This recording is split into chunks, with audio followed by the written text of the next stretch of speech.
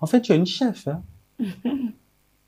Comme je suis une vendeuse de crin-crin, j'avoue que beaucoup ne comprennent pas. Ah, mais même moi, je n'imaginais pas que tu avais un tel parcours. L'occasion va nous permettre peut-être d'afficher mes diplômes et en son temps, ils verront. Eden Food, bonjour. Bonjour Ladi, Comment vas-tu? je rends grâce, ça va. Merci d'être venu. C'est un plaisir. Est-ce que tu pourrais te présenter un petit peu, s'il te plaît? Ploka Lovanik, à l'état civil, restauratrice de profession. Je représente aujourd'hui beaucoup d'entreprises au Bénin, même en dehors du Bénin, sur le plan communication. Je suis dans le commerce. Et quand je parle de commerce, aujourd'hui, je vends des serviettes, des vêtements. J'embrasse beaucoup d'autres activités qui peuvent quand même apporter un plus à ma vie. Parle-moi un peu de ton parcours. Avant Eden Food. Avant Eden Food, je crois que je suis une personne normale que tout le monde, comme tout le monde d'ailleurs, cursus scolaire. Mais très tôt, je suis rentrée dans l'entrepreneuriat à 17 ans. J'avais 17 ans. déjà mon restaurant, la fille, Ok. je le sais. J'ai commencé comme ça, Tu avais déjà le bac oui. à 17 ans. Non, à 17 ans, j'avais pas encore le bac. J'étais Ok. encore à l'école. Quand tu as J'étais encore à commencé. l'école, Mais oui. qu'est-ce qui t'a poussé à Ce qui faire la m'a cuisine? poussée à faire la cuisine, ma mère est restauratrice de profession. D'accord? Et déjà en classe de quatrième, j'étais toujours à côté d'elle à préparer dans ses restaurants, service traiteur et tout. Et j'ai pris goût. Est-ce que ta mère n'a pas essayé de t'en dissuader et de t'obliger à aller à l'école plutôt que de vouloir te mettre dans la restauration? Évidemment, elle a faim. Et comment est-ce que tu as réussi à... J'avoue que ça n'a pas été facile et très souvent, il y a une personne que je salue toujours. C'est grâce à lui qu'on entend parler aujourd'hui de Eden Foods. Je vais dire que il a joué un grand rôle. C'est bien la grande sœur de Didier Fabrice. À un moment donné, ma mère ne voulait vraiment pas que je prépare comme elle. Elle a dit, va à l'école, cursus scolaire normal, tu deviens soit un médecin, quelqu'un de bien, selon elle, au fait. Mais moi, j'ai trouvé que la restauration, c'était mon truc. Elle a dit, OK, si c'est ça, tu vas faire de grandes études en restauration. L'étude universitaire jusqu'à la fin, et c'est ce que j'ai fait. Ah ouais. Ouais. Et au Bénin, aujourd'hui, tu veux me dire qu'il y a des universités pour la Exact, cuisine. exactement. Vous allez passer le C'était bac. quoi, par exemple, C'était comme le université? CFTH. Après le CFTH, il y a eu des organisations mondiales qui m'ont pris.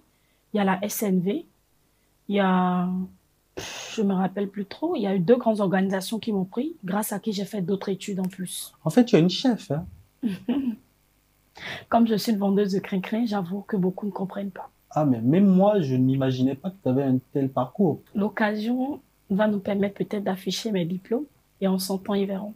J'ai vu que tu étais très souvent en Côte d'Ivoire. Tu as ouvert aussi un restaurant J'ai là-bas, un non? restaurant en Côte d'Ivoire, à Faya. Mhm. Je me suis installée il y a exactement un an et demi. J'ai été très bien accueillie par les Ivoiriens, à qui je dis toujours merci. Et aujourd'hui, j'avoue que on s'en sort quand même. D'accord. Comment est né Eden Food? Eden Food de base, l'entreprise en elle-même, c'est Eden Store. Ok. Ce sont mes frères béninois, c'est-à-dire le peuple béninois aujourd'hui a imposé à ma société Eden Store aujourd'hui Eden Foods. Parce que comme je l'ai toujours dit, étant restauratrice, j'ai installé l'entreprise, j'étais au marché, j'avais des boutiques au marché, j'étais dans l'agroalimentaire. Et là où vous avez le restaurant aujourd'hui, c'était plutôt un grand prêt-à-porter, un magasin pour moi. Donc dès que je rentrais de la Chine, d'autres pays, j'emmagasinais la matière première ou mes marchandises là. Mais aujourd'hui, c'est devenu le restaurant Eden Food. Parce que juste en face, je faisais à manger.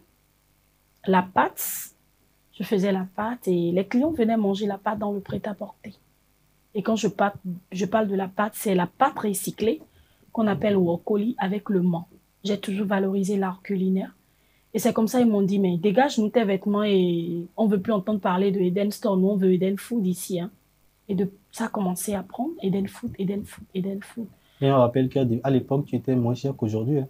J'étais moins cher, j'ai commencé à vendre à partir de 1500. Et aujourd'hui, la cherté de la vie, malgré moi, difficilement, je monte le coup. Difficilement. Donc, c'est comme ça aujourd'hui, Eden Store est devenu Eden Food. C'est parfait. Merci. Mais aujourd'hui, beaucoup de jeunes se lancent dans la cuisine avec les réseaux sociaux. Oui. Est-ce que tu penses que cela aide vraiment ou bien ça fausse la réalité du métier?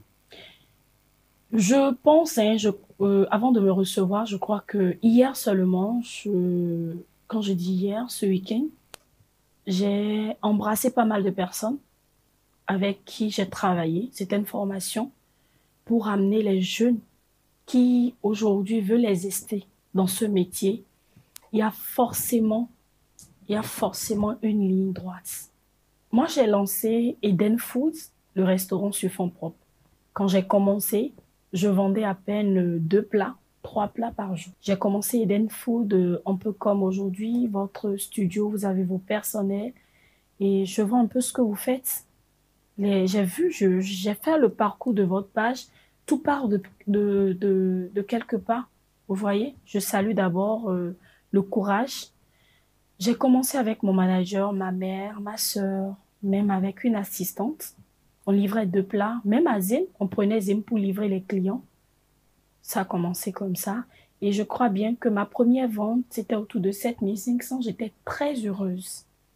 J'étais très contente, mais je me suis dit, ah non, allez. J'ai commencé avec les boostages sur Facebook. J'avais un manager qui gérait, j'avais ma structure de communication Visualise qui s'occupait du branding, de tout ce dont on avait besoin. Et ça a pris tout doucement. En gros, il y a eu un vrai travail derrière. Même jusqu'à aujourd'hui, il y a un vrai travail derrière. Parce que malheureusement, il y a des gens qui se permettent aujourd'hui de lancer des rumeurs comme quoi ce serait forcément l'argent d'un homme qui serait derrière tout ça. Mais je ne les en veux pas.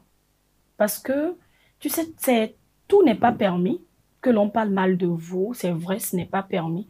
Mais quand moi je regarde aujourd'hui mes mentors, mes aînés, malgré les attaques, c'est des gens qui ne réagissent pas. Et la seule phrase, ils vont te dire, pour durer dans le temps, ferme les yeux, ferme les oreilles, ferme ta bouche et dispose ton cœur pour Dieu. Et on laisse le temps au temps, le temps nous donnera raison. Je vois. Donc, c'est ça. Aujourd'hui, tu vas sur TikTok, tu vois des lives, des gens qui affichent leur nourriture Ouais. et qui reçoivent de l'argent, qui livrent des gens, etc. Ouais. Tu ne sais pas dans quelles conditions ces nourritures ont été faites, si cette personne a un diplôme de cuisine ou si c'est juste levé, avoir un Il y a des diplôme. normes qu'il faut suivre, avoir un diplôme. Et je suis un peu choquée aujourd'hui de voir que on compare malheureusement ces jeunes qui sont en train de se chercher à nous qui avions peut-être pris la peine de passer des années, d'essayer d'avoir des documents propres pour fournir une prestation meilleure. On nous compare, mais je dis, c'est pas grave. Je trouve que, bon, je suis d'avis, mais n'oubliez pas l'aspect aujourd'hui, la difficulté.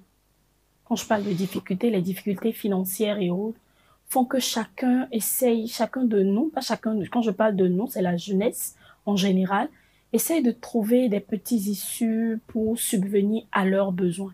Tout ce que moi, je pense qu'il faut faire, c'est de conscientiser la jeunesse, de les amener vraiment à se mettre au pas. Quand je parle de se mettre au pas, oui, je peux exercer un métier comme ça, mais prendre quelques temps, même si c'est 1 an, me faire former, demander à ses aînés de m'aider, l'orientation, avoir les documents à jour pour préserver la santé de nos clients, c'est très important. Parce que l'intoxication alimentaire, c'est de là à là. Tu as déjà eu la visite des autorités sanitaires? J'en reçois pratiquement tout le temps. Avant, moi, j'utilisais par exemple des planches en bois. Je crois qu'il y a de cela 8 ans. Et le ministère, lors de leur visite, ils nous ont parlé, ils nous ont recommandé plutôt d'autres planches que je ne trouvais pas sur le marché. J'ai commandé et aujourd'hui, difficilement j'arrive à utiliser les planches en bois. Aujourd'hui au Bénin, est-ce que tu penses que tu as de la concurrence? Il en manque pas, hein. De la concurrence sérieuse, je veux dire. La concurrence sérieuse, je ne pense pas. De la boss lady. Ah, mais on craint, le vin.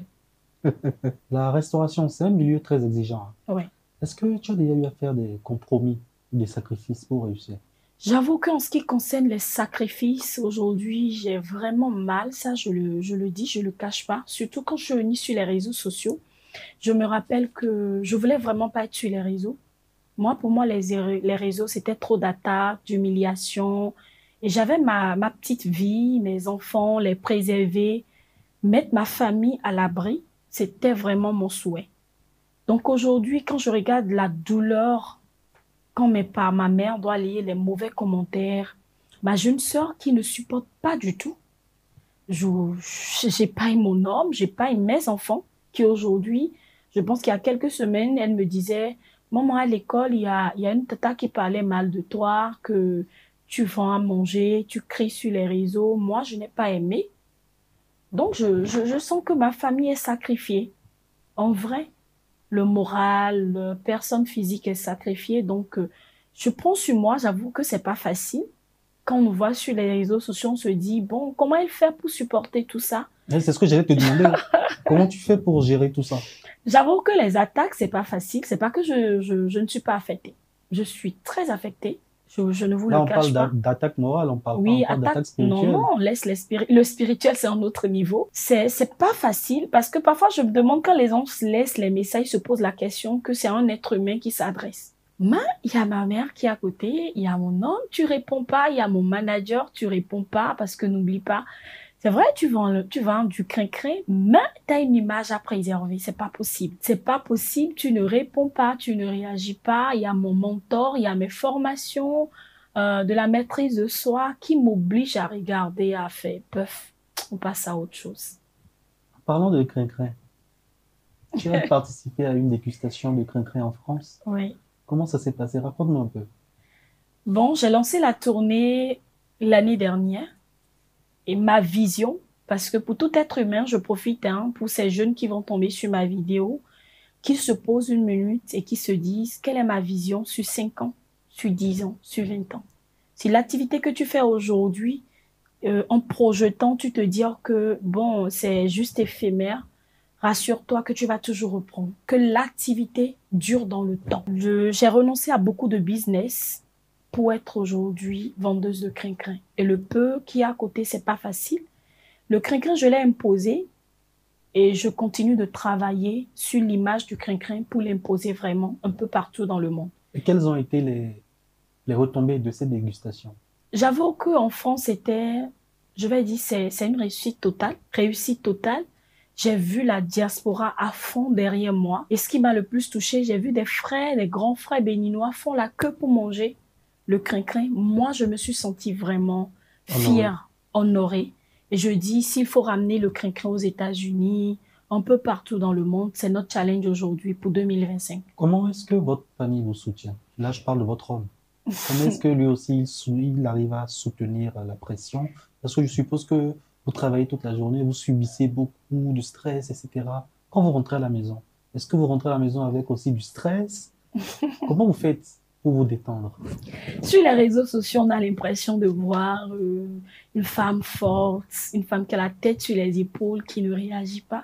Mais n'oubliez pas, dans nos 4 murs à la maison, face à nos enfants, à ma famille, mon homme, on a l'impression d'avoir une femme qui n'est pas forte parce qu'il m'arrive de couler les larmes, il m'arrive de craquer, il m'arrive de casser tout quand j'en ai marre et ces gens-là supportent. Et je dis courage. Dieu m'a fait grâce d'un bel homme qui supporte vraiment et je prie pour lui, sans oublier ma maman. Vous êtes une femme soumise à la maison. Oui. Ça se passe bien. En tout cas, si tu n'es pas soumis, sois sûr que et le monde des réseaux sociaux, c'est pas facile.